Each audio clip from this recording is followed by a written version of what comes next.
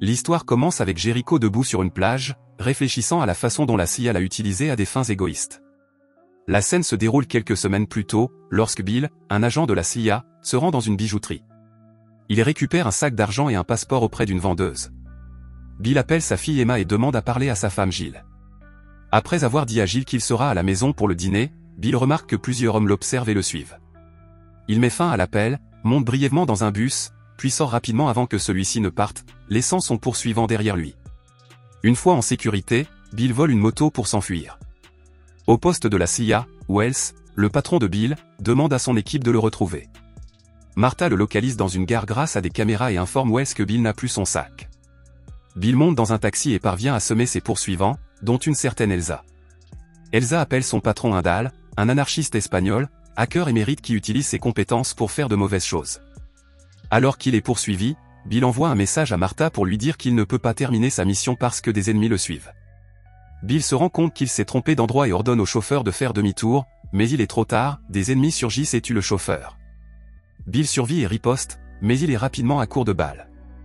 Quelques instants plus tard, Elsa arrive et capture Bill pour l'amener à Indal. Indal interroge Bill sur les allées et venues d'un homme appelé le Hollandais, un pirate informatique qui a créé un programme sur le dark web appelé Wormhole. Ce programme est capable de pirater n'importe quel système, y compris les systèmes gouvernementaux, et de lancer des attaques dévastatrices. Malgré la torture, Bill refuse de parler. Indal décide de tuer Bill par électrocution. Lorsque l'équipe de Wells arrive, elle trouve Bill mort, laissant Wells et son équipe déçus. Le lendemain, la CIA consulte le Dr Frank, un scientifique qui travaille sur un programme de mémoire permettant d'accéder aux souvenirs d'un sujet décédé. Cependant, l'expérience n'a été testée que sur des animaux et n'a jamais été réalisée sur des humains. L'agent explique que la mission relève de la sécurité nationale et qu'ils ont besoin de toute urgence de l'aide du Dr Frank. Ils veulent utiliser l'expérience pour transférer les souvenirs de Bill à une autre personne, car il est le seul à savoir où se trouve le Hollandais. Sur la recommandation du Dr Frank, 2 agents se rendent dans une prison pour récupérer un détenu nommé Jericho, le candidat idéal pour l'opération. Le directeur de la prison explique que Jericho est un meurtrier violent atteint d'un trouble mental qui l'empêche de ressentir des émotions telles que l'empathie, la haine ou l'amour.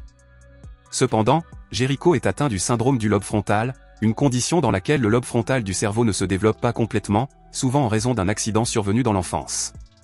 Cette condition fait de lui un candidat idéal pour la chirurgie, car son cerveau peut supporter le transfert de mémoire.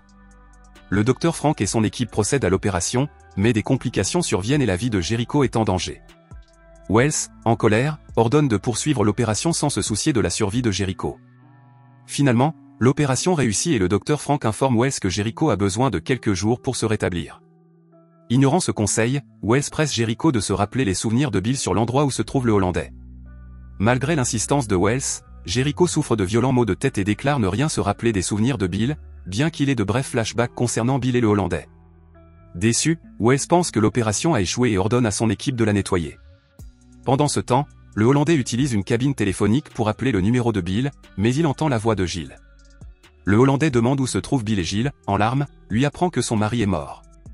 Bouleversé par cette nouvelle, le Hollandais reste sans voix. De leur côté, les agents se préparent à éliminer Jericho. Le Dr Frank donne secrètement à Jericho des analgésiques pour son mal de tête. Conscient de son imminence, Jericho se déplace silencieusement derrière la voiture alors que les agents s'apprêtent à le tuer. Il casse un petit morceau de la portière et le transforme en couteau. Jericho le glisse vers le cou du conducteur et le poignarde rapidement. L'agent tente de sauver son partenaire, mais ils finissent par s'écraser contre un autre véhicule. Jericho se libère, prend la cigarette de l'homme dans l'autre voiture et l'entraîne dans le véhicule de l'agent. Il jette la cigarette sur l'essence qui fuit, ce qui fait exploser les voitures. Il s'approche ensuite d'une camionnette dans laquelle se trouvent 3 hommes et leur dit qu'il va prendre leur véhicule. Comme les hommes refusent, Jericho les bête sans pitié avant de s'emparer de la camionnette. Jericho roule dans les rues de Londres, écoutant de la musique et profitant de sa liberté après plusieurs années. Soudain, cependant, certains événements de la vie de Bill lui reviennent à l'esprit. Lorsqu'il se souvient de l'emplacement de la maison de Bill et de la grosse somme d'argent, il décide de s'y rendre. Il met du ruban adhésif sur la bouche de Jill et l'attache au lit pour l'empêcher de s'enfuir. Jericho regarde une photo du couple et ce faisant, d'autres souvenirs de la vie de Bill lui reviennent. Il se tourne vers Jill et lui demande où son mari cache le sac d'argent, mais elle ne semble pas le savoir. Jericho décide de voler quelques objets et remarque la carte du distributeur de billets du couple, mentionnant que Jill a changé le mot de passe. Jill est choquée qu'il le sache, mais Jericho continue de voler des objets chez elle. Gilles profite de l'absence de l'homme pour appuyer sur l'alarme silencieuse avec son pied, ce qui est reçu par la station de la CIA. Entendant le téléphone sonner, Jericho répond et reconnaît immédiatement la voix de Ruiza, qui connaît les codes de sécurité qu'il a demandés. Gilles parvient à se libérer et part immédiatement à la recherche de sa fille, mais elle découvre que l'homme est déjà parti. La CIA apprend l'intrusion de Jericho dans la maison et Wells et son équipe réalisent que l'opération de transfert de mémoire de Bill a réussi. Wells leur ordonne donc de retrouver Jericho. Pendant ce temps, après avoir vendu les objets volés, Jericho se rend dans un restaurant pour acheter de la nourriture. Soudain, Bill retrouve la mémoire et se souvient du sac d'argent caché dans une bibliothèque. Jericho se rend dans une bibliothèque voisine et tente de retrouver l'argent, sans succès. Il utilise un ordinateur et se connecte au compte de Bill, exploitant ses compétences en matière de piratage et empêchant la CIA de retracer ce qu'il fait. Après le départ de Jericho, Martha accède à l'ordinateur qu'elle a utilisé et découvre qu'elle trace le téléphone du docteur Frank pour le retrouver.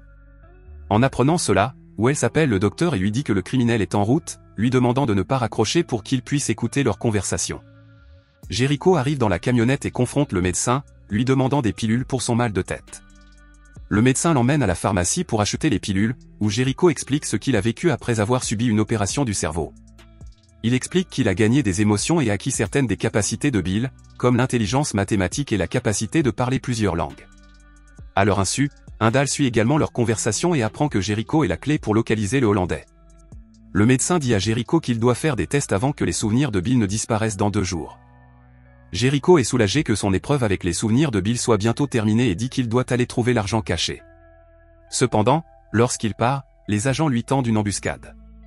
Ils l'emmènent au poste de la CIA où ils lui montrent d'autres photos de la vie de Bill. Après avoir compris que Jericho est à la recherche de l'argent caché, Wells lui propose de le lui donner s'il lui révèle où se trouve le Hollandais. Alors que lui et l'équipe de Wells se dirigent vers l'endroit où se trouve le Hollandais, Jericho commence à se souvenir des événements au cours desquels Bill a caché l'homme qui a apporté une aide importante à la CIA. Cependant, Indal réussit à provoquer une perturbation en utilisant ses compétences en piratage pour changer le visage d'un homme à l'aéroport afin qu'il ressemble au Hollandais, ce qui déclenche une alarme et alerte Wells. Wells et son équipe se précipitent à l'aéroport tandis que Jericho est transporté à la station avec Martha et Ruiza. Malheureusement, Indal agit à nouveau en fermant un pont que l'équipe de Jericho doit traverser, permettant à ses hommes de leur tendre une embuscade. Les agents et Jericho sont attaqués, provoquant la mort immédiate de Ruiza et Martha. Suivant les ordres de Indal de capturer Jericho vivant, Elsa et son équipe s'abstiennent de l'abattre. Finalement, Jericho réussit à s'échapper en volant une voiture et en la jetant dans la rivière. Plus tard, Wells découvre que Indal les surveille depuis le début et ordonne à Peter de renforcer la sécurité. Pendant ce temps, Jericho se rend dans le sous-sol de Bill pour soigner ses blessures. Gilles le trouve et pointe immédiatement une arme sur lui. Jericho lui explique la situation et lui révèle qu'elle est en possession de certains souvenirs de son mari. Pour prouver ses dires, Jericho cite quelques détails de leur passé qu'ils sont les seuls à connaître. Jericho promet qu'il ne lui fera pas de mal, car Bill n'en ferait pas non plus. Il dit aussi qu'il va finir de soigner sa blessure et qu'il va partir immédiatement. Jericho emprunte la voiture de Gilles et sa clé pour accéder à la bibliothèque, où Gilles travaille. Alors que Jericho s'en va, Elsa arrive soudain chez Gilles pour la kidnapper avec sa fille, dans le but de découvrir où se trouve Jericho. Une fois à l'intérieur de la bibliothèque, Jericho réussit à trouver le sac d'argent, mais en sortant, il rencontre Indal, comme s'il l'attendait. Grâce à la mémoire de Bill, Jericho le reconnaît et lui dit que c'est lui qui l'a tué. Alors que Jericho s'apprête à se venger, Elsa apparaît soudain et l'électrise. Pendant ce temps, Wells et son équipe voient des Russes arriver sur le quai et comprennent qu'ils sont venus récupérer le Hollandais, ce qui l'incite à agir rapidement. De l'autre côté, alors que Indal retient Gilles et Emma en otage, Jericho n'a d'autre choix que de révéler l'emplacement du Hollandais, qui se trouve dans un bâtiment voisin. L'équipe de Wells parvient à encercler la zone à l'extérieur du bâtiment, mais les Russes sont déjà sur place, ce qui déclenche une fusillade entre les deux groupes. Jericho accompagne Elsa et l'un de ses hommes pour les conduire à la chambre du Hollandais. Mais Jericho les devance en déclenchant une explosion pour s'enfuir. Le Hollandais, paniqué, décide de faire ses bagages et de quitter le bâtiment, mais Jericho l'en empêche. Jericho révèle qu'il est au courant de l'accord passé par le Hollandais avec Bill et lui remet le sac d'argent et son passeport. Il ordonne au Hollandais de mettre en place son programme Wormhole avant de pouvoir partir en toute sécurité. Après que le Hollandais a fini de répondre aux demandes de Jericho, Elsa, qui a survécu à l'explosion, arrive et tire une balle dans l'épaule de Jericho avant de réclamer le disque dur contenant le vortex. Après avoir obtenu ce dont elle a besoin, Elsa exécute le Hollandais d'une balle dans la tête. Alors qu'il parle à Indal au téléphone, Jericho, toujours vivant, se lève et attaque Elsa. Il la tue sans pitié en la frappant plusieurs fois à la tête. Jericho récupère le disque dur et quitte immédiatement les lieux en volant une ambulance. Il appelle Indal et lui dit qu'il a tué sa petite amie et qu'il a le disque dur. Indal lui ordonne d'apporter le disque dur s'il veut que la famille de Bill vive. Jericho parle ensuite à Wells, qui l'exhorte à ne pas donner le vortex à Indal, car il pourrait avoir des effets dévastateurs sur le monde. Le docteur Frank lui parle également et lui dit qu'il a trouvé un moyen de restaurer son état mental et qu'il doit effectuer l'opération maintenant avant qu'il ne soit trop tard. Wells insiste pour que Jericho abandonne la famille de Bill car leur vie coûterait au monde, mais Jericho refuse en disant qu'ils sont importants pour lui. Après avoir provoqué plusieurs accidents de voiture, Jericho parvient enfin à échapper à la police qui le poursuit et à rejoindre Indal pour sauver Jill et Emma. Indal, menaçant la vie d'Emma, ordonne à Jericho de déposer son arme et de lui remettre le disque dur. Indal monte immédiatement dans son avion pour s'enfuir. Wells arrive sur les lieux avec des renforts alors que Indal tire un missile en direction de leur position. Wells reçoit les nouvelles de son équipe et réalise qu'ils sont tous sur le point de mourir. Il reproche à Jericho ses décisions, mais ce dernier lui explique qu'il a demandé aux Hollandais d'installer le vortex de façon à ce que le premier tir de missile de Indal redirigeait l'attaque vers sa source. Les paroles de Jericho se révèlent exactes lorsque le missile revient vers Indal, le tuant dans l'explosion. À la fin du film, la scène se déplace sur la plage, où Jill et Emma s'approchent de Jericho. Wells et le docteur Frank les observent et le docteur dit que si son opération réussit, tous les souvenirs de Bill deviendront clairs pour Jericho. Jericho est accompagné de Jill et Emma, et lorsqu'il est confirmé que l'opération a réussi, Wells dit qu'il offrira à Jericho un travail en utilisant toutes les compétences et les capacités de Bill qui sont maintenant en lui.